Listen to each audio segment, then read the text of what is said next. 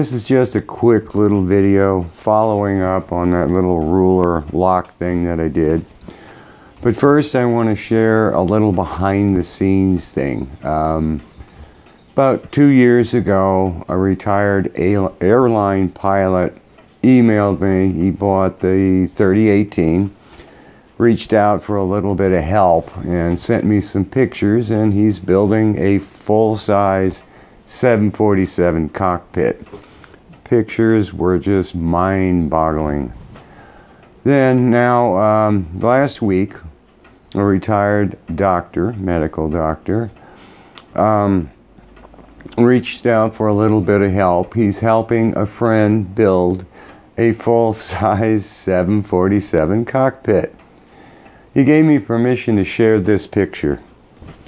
And I'm looking at this thinking there is a lot of money tied up in this and a lot of technical skill and knowledge. Boy, where did he get these seats from? Incredible. But one more thing I'll share. He built 2 of these. This picture, this is the console that goes in between the pilot seats. This guy, I mean, the software and the knowledge behind this is just amazing. So I just wanted to share that, and I hope you enjoyed. It's amazing some of the things people send in. So here's the video. Hope you enjoy. See you next time. Hopefully everything's in focus. This is an experiment. Where's the thing? Oh, there it is. For that little ruler holder, I managed to make a handle or a knob for it. But I don't know, it's big time setup here. I can't do the gear cutter because I'm not going to clear the collet. So if I was going to do this, I have to put the rotary table on and then try to center up a collet block. I mean, it's just ridiculous to plunge down to give it.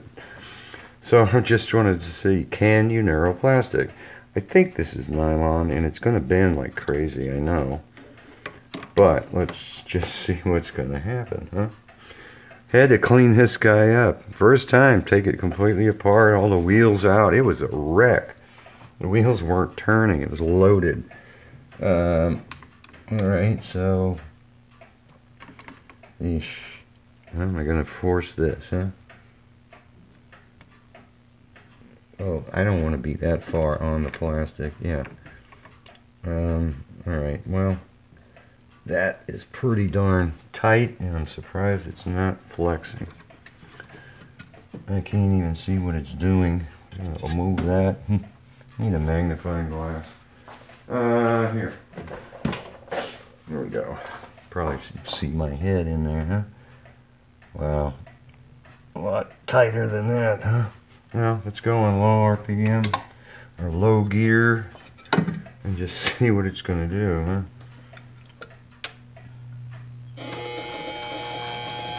Well, it's making it, huh? Squeeze like heck. I think it's making it. It's wobbling all over the place, yeah. Well, move it a little bit. After all that work making that knob, I'd hate to screw it up with a knurl. Stop it. Yeah, it's knurling it. It's not looking very nice. Oh, it looks terrible. Alright, so it's just bending, I think, now rather than cutting. Oh, I can get it way tighter. Interesting. Get it tighter as it turns it. What's it doing now?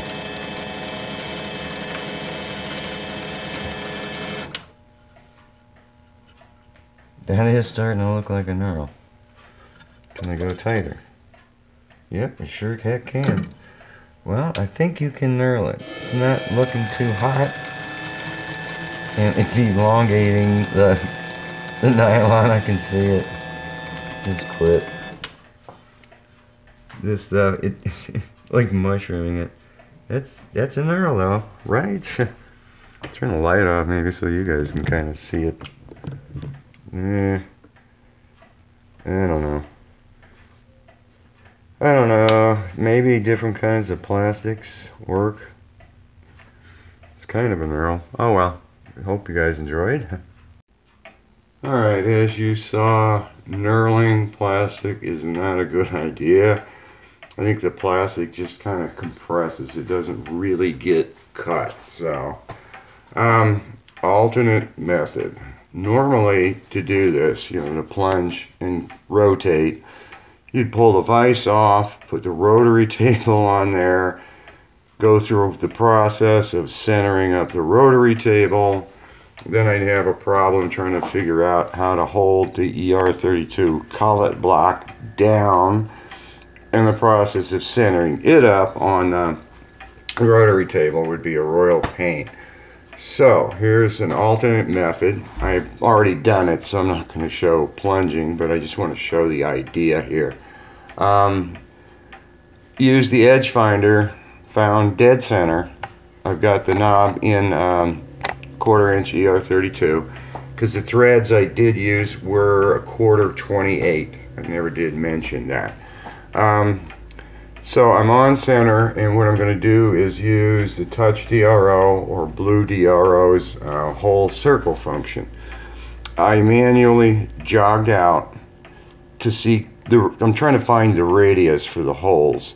I manually jogged it out, and it looks like 300 thousandths is going to just clip and give me a nice groove in the plastic for the knob. So what I do is whole circle function and radius 0.3. Next, number of holes, I'm guessing 10 as far as my math can figure out. So 10 holes.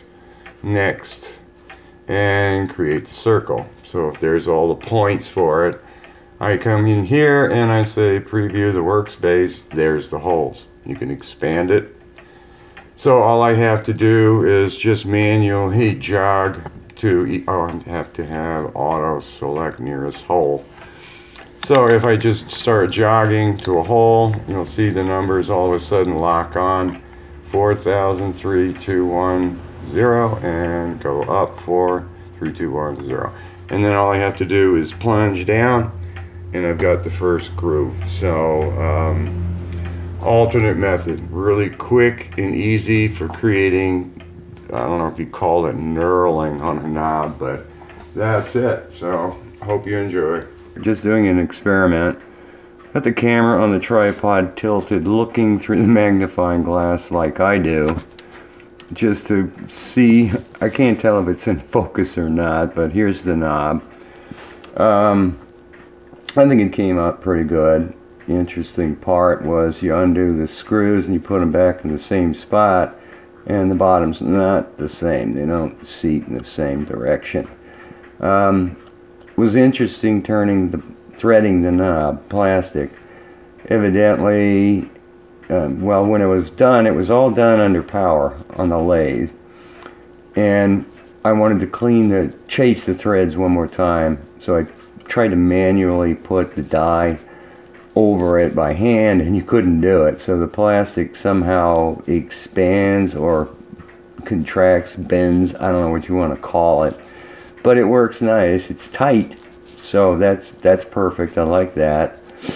The other thing was I realized with this guy, I did some heavy chamfering on it. It didn't look like too much on the sides. I just didn't notice that before. But when I set these screws in, I set them on center from here to here. I didn't have to because this should be invisible. I could have put them in further so I could do a heavy chamfer here. If I did a heavy one, it's going to look funny. It's going to get too close to the screws. So I just run it at a 45 on 600 grit to break the edge, and it looks pretty good. So I know under this magnification my fingers look terrible on my skin. Probably should have used hand lotion first, but pretty pleased with the knob. Came out okay. You saw the technique I did to do it. Deburring it, I mean, it was ridiculous. So I just held a lighter underneath it, went by it real quick, and boom, deburred, done. So if you guys are interested in one, have fun. Like I said, I'm not sure if I'm going to use this thing or not.